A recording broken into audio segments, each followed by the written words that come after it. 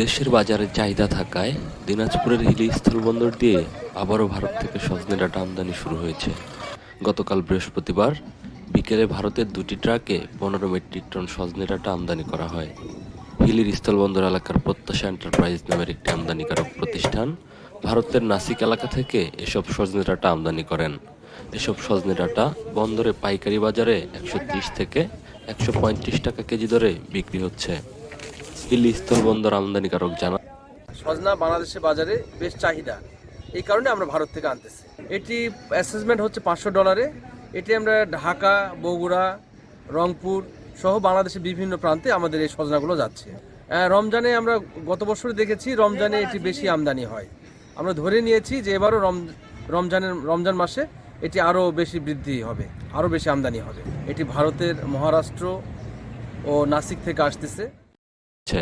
রমজান মাসে বাজারে সজনে ডাঁটার ব্যাপক চাহিদা থাকে। আগামী মাস থেকে আমদানি আরও বাড়বে বলে আশা করেন তিনি। এসব সজনে ডাঁটা স্থানীয় বাজারে চাহিদা মিটিয়ে ঢাকা সহ দেশের বিভিন্ন স্থানে পাঠানো হচ্ছে।